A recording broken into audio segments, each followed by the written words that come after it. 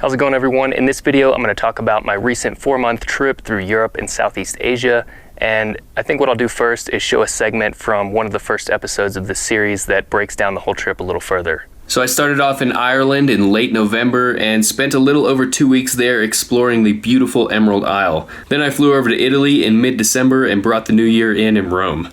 A few days after the new year, I flew over to Athens, Greece, and spent a week in that beautiful ancient city. I then flew down to Southeast Asia, starting out in Bangkok, Thailand, and spent a month traveling in northern Thailand. Then I had to reset my visa, so I flew down to Kuala Lumpur, Malaysia, and spent a week there.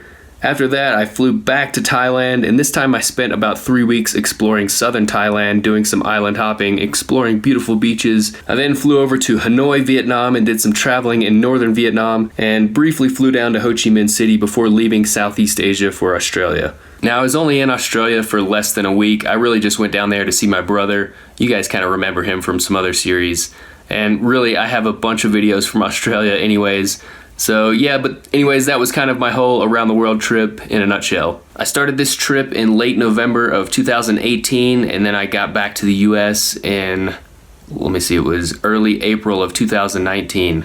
So it was about 4 months of traveling, and it was really kind of a different travel trip for me. I'd never been on a trip like this, and I'd never been to Europe or Southeast Asia, so it was all new to me. This was actually not my first long-term travel trip. I had done some previous long-term travel in the past.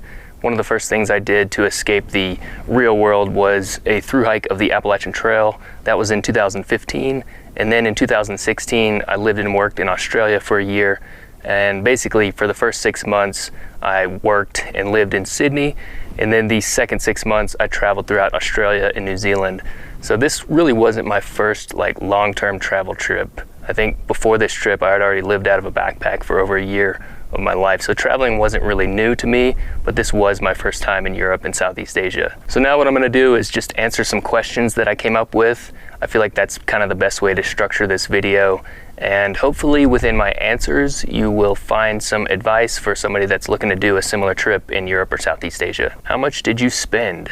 I'm going to estimate that I spent around $8,000 for this whole trip. That's including the cost of flights, and I would say plus or minus about $500, somewhere in that ballpark. I don't have any total figures or real data on how much I spent on what. I didn't really keep up with all that. Maybe that's something I can do in a future long-term travel trip that I do. But yeah, and I would also guess I probably spent about $3,000 in Europe and the rest of it in Southeast Asia. $3,000 in Europe for 6 weeks of travel in Europe. And I hopped around quite a bit, that's including flights again, so yeah. What would I do differently? I would probably just pick one region rather than just trying to make this an around the world trip. And I feel like $8,000, I really could have made that last in Southeast Asia. I probably could have turned that into a 6-month trip easily. Yeah, and I also just learned that I'm a very slow traveler. And I feel like I rushed through some of the countries, specifically through Greece and Malaysia. Only spending a week in those countries is just not enough time for me. I mean, I feel like I got to see Athens, spending about 6 days there, but I didn't get to travel in Greece really. So those are just some of the things that I think I would do differently. What would I do the same? So I think traveling light was a great call. Not having to worry about a checked bag once you're getting off the airplane is nice. And not having a rolling suitcase. I did check a bag through Europe, but having a bag that I can carry is good. But not having one of those rolling suitcases is good through Europe, because there's a lot of brick sidewalks, cobblestones, and it's just gonna wreck the wheels on your little roller suitcase. Starting to get a little windy here. Also, I've got some notes, so that's kind of why I keep looking down, so sorry about that. Another thing is cameras. So I just brought a GoPro. It's an older GoPro. It's a GoPro Hero 4 Silver, and then I had my iPhone SE, which is an older iPhone, but it works for me for what I do on this channel, and I think that's another thing that I would do the same.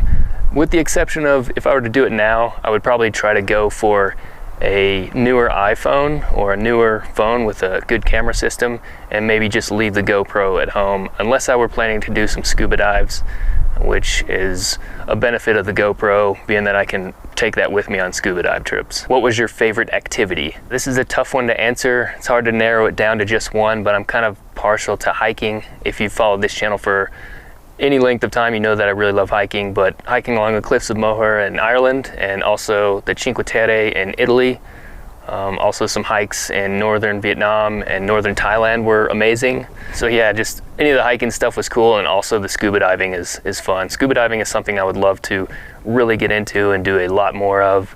I would love to go on a trip that is exclusively scuba diving, sort of like a scuba diving around the world trip, or just scuba diving in Southeast Asia or the Philippines or Indonesia. But yeah, it's also a very expensive hobby, so yeah, those were just some of my favorite activities on this trip.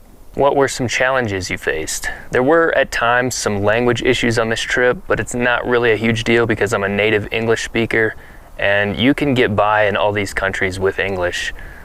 Sometimes if you're in more remote areas, it might be a little bit harder, but we're in such a modern era where it's easy to look up what you're trying to say, or you can carry one of those phrase books around with you and pretty much get by without having to learn another language. And it was kind of a challenge for me on this trip specifically because I was hopping to so many countries where the languages were different, whereas if I were just going to one country, I could take time to really learn some phrases.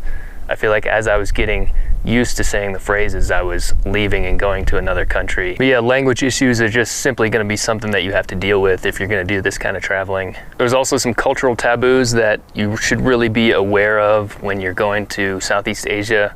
Most of them that I remember were in Thailand, so there's a lot of things revolving around the bottom of the feet, not showing the bottom of your feet to people, and also not speaking bad about the royal king or the royal family or the king, which I think that can actually get you arrested if you do that. Or defacing money, accidentally stepping on money.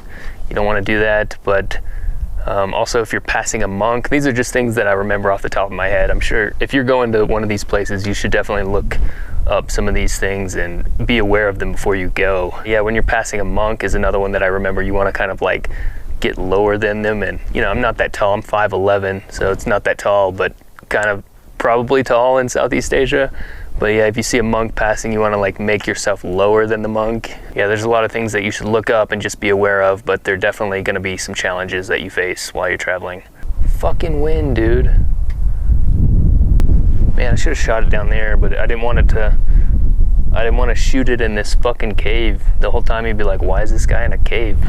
What was the best moment of the entire trip? There were many great moments from the entire trip. I could list many of them, but one thing that really sticks out to me was being able to visit my family's farm in Ireland. So my grandfather, I was born in the United States, but my grandfather was born in Ireland. Unfortunately, I was never able to meet him, but I was able to track down a relative from Ireland when I was in Ireland, and he was nice enough to drive me down to the family farm. And for me, it was just really cool to see the old family farm and just know that my ancestors had worked this land. So that was really special to me, and I encourage you to do that. I know there's a lot of Americans with Irish heritage, and if you're able to go to one of these countries where you have heritage from, you should definitely try and track down a relative. It's a really exciting thing to do, and actually be able to make something happen like this. It was definitely a special moment from the trip. Would you recommend an around the world trip? Yeah, I would absolutely recommend an around the world trip. It's a great way to see many different places at once. I mean, it has its negatives too. I feel like by the time you're getting used to one place, you're leaving and completely getting thrown into another place, but that can also be looked at as a positive thing. And it's a good way to get familiar with a region to where you know that you're going to come back. You'll kind of know about it, even though you haven't traveled extensively.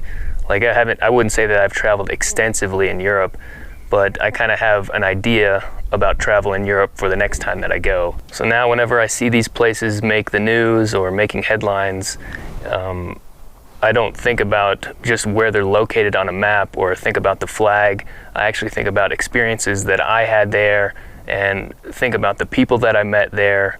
So, I mean, yeah, I would definitely recommend an around the world trip. What did you learn from this trip? I learned that the world is almost unbelievably massive. People live very different lives all across the globe. And I don't want to try to list a bunch of factoids from all these countries.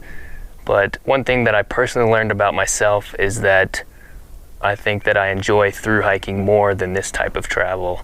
And not to say that I didn't enjoy this trip, I definitely did, and I would love to go on another trip like this again. But for me, I would just rather do another through hike, especially for the money that I spent. $8,000. I could probably hike the Appalachian Trail twice with that amount of money. But yeah, still glad that I did it and would definitely recommend it. What is some advice you might give to others looking to do a similar trip to Europe and Southeast Asia? All right, so this is the last question I'm going to answer. I have some notes for this one. There's many answers that I have for this one, lots of advice to give. But first thing I would say is travel light and cheap, and that's one way that you can avoid making yourself a target. Yeah, just don't try to dress flashy or travel with a big expensive camera and flashing it around. I think that's kind of common sense, but everybody nowadays has their Instagram, and they're making YouTube videos, and they want those to be high production value, but I think you're making yourself a target if you're traveling with thousands of dollars of video equipment or cameras. Another tip I would say is wear old shitty clothes and don't be afraid to leave them behind. That's what I did. I wear like the same shirt. You can probably seen this shirt in like 10 videos, so I don't really give a shit. I mean, same thing with Asia and traveling through Europe. Nobody really cares. A lot of the backpackers you're gonna see them wearing the same clothes all of the time. And for those of you who are worried like it's gonna smell, it's just part of it. Another piece of advice I would give is just to keep some kind of documentation from your travels. Obviously, I record a lot of videos, so that's one form of documentation that I took. But another thing that I did on this trip that I hadn't done in previous trips was I just wrote notes of people that I met. So basically I just used my phone and wrote the date and then the name of the person, where they're from, and then just like a little brief description of what we did together or where they're from, or just something interesting that I learned about that person. It wasn't like a journal, like, dear journal, today was it wasn't like a big long thing where I had to spend a lot of time on. Just something that I did right before I would go to sleep at night. If you're gonna go on a trip like this, you're traveling for 4 months, you're going to meet a lot of people. And it's really interesting for me to go back and look at all those notes that I made and just things that I was thinking about during this trip. So you meet a lot of really interesting people on a trip like this. That's definitely for sure. That's one of the highlights of this trip, was just meeting all these different people and getting to know their story. And yeah, really enjoyed that part from this trip. So this one's kind of related to the last answer that I gave, but I think it's important to try to meet as many people as you can. And personally for me, that can be kind of a challenge. I'm usually not the most outgoing person, but when you're traveling, you kind of get into a groove of just kind of being outgoing and meeting people. And even if you start to travel with people that you're like a group of people that you travel with, I think it's still important to be inclusive when you go to a hostel and you see a lone traveler just kind of sitting by himself. Just try to get to know everybody and just be friendly. That's the beautiful thing about traveling, is everybody's kind of in that same situation. And if you've traveled a lot, then you know what it's like to be the only one. Like if you've done solo travel before, you know what it's like to be in the hostel and be the only one, and there's like some people that already know each other and they're not really engaging. But I've always been really grateful to the people that just break the ice and kind of include you with them, and just invite you out to go have a beer. And if you don't like somebody, you don't like somebody. It's okay. You don't have to try to be friends with everybody. But I don't know, those are just some of the things that I've learned from traveling, and just being somebody that's kind of introverted and traveling. It can be enjoyable when you do make friends. Those are some of the greatest moments that I've had, is with just random people that I've met while traveling. So this next piece of advice is specifically aimed at other Americans that are traveling abroad. So as an American myself, I've met other Americans traveling, and I feel like some of them have a tendency to just talk about America all day long. And I think that that's kind of annoying to people that are not from the United States. So I don't know, that's kind of a piece of advice for Americans. Like, maybe don't talk about the United States. People are going to ask you about it, so I feel like people bring that on sometimes because they see, maybe they know a little bit about America, or they see it in movies or culture or music, but you don't have to go on and on about the United States. I feel like some people from other parts of the world will know what I mean. Like, oh my God, there's an American here, he's just going on and on about how great America is. but don't be one of those dudes in the hostel that's doing that. And another thing is, maybe as an American, study up on your geography. When you ask somebody where they're from and they tell you, you don't want to go, where is that? Or you don't, at least you're like, oh, I know kind of where that is, and you can kind of spark off a conversation about it that way. But it's easy to learn about geography nowadays. I tell you what you do, and I actually did this. What you do is you go to the App Store or the Google Play Store and you just get a map quiz app. And there you go, man. Before you know it, you're gonna know all the countries. I think Americans don't have the best reputation when it comes to travel, and some people can kind of hate on Americans when they travel. And that's no secret. If you've traveled any extensively, then you know what I'm trying to say. I think Americans should be getting out of their bubble a little bit more often. Another piece of advice I would give is to try something that you never thought you would try, or something that you were nervous to try. And specifically on this trip for me, it was riding a motorbike in Southeast Asia. These things are very dangerous. There's a lot of people walking around Southeast Asia with bandages on, and people get hurt. People get killed on these motorbikes here. One of the best moments that I had in Southeast Asia was when I was in Thailand, northern Thailand, and it was the morning. I was just riding a motorbike and it was just so peaceful. There's nobody on the road. It was a really remote part of Thailand. The sun was coming up, the mist was like burning off. It was just so beautiful. And yeah, that's definitely something I think of, and I'm really glad that I decided to rent a motorbike. So yeah, that's a really good piece of advice, man. Try something that you never thought you would be doing. All right, just a few more pieces of advice here. One thing is, know the local customs, do your research before you go, and don't be overly spontaneous. I'm not saying don't be spontaneous at all, but I think that I'll just hear people saying broad things like, yeah, be spontaneous, just get there and see what happens. Like, man, I don't know, man. Like, I think that's kind of bad advice to a certain extent. You gotta know certain things about the country so you don't end up looking like a fucking idiot. Yeah, I think, do your research. I think that's good advice. All right, last piece of advice. Have money for when you return home. I made this mistake when I came back from Australia and New Zealand. I was basically broke. I didn't have shit. I moved in with my parents. I think I had to borrow money to buy a car just so I could get around. Don't make the same mistake that I did. And I always have, for me in the United States, I always have about $5,000 plus transportation.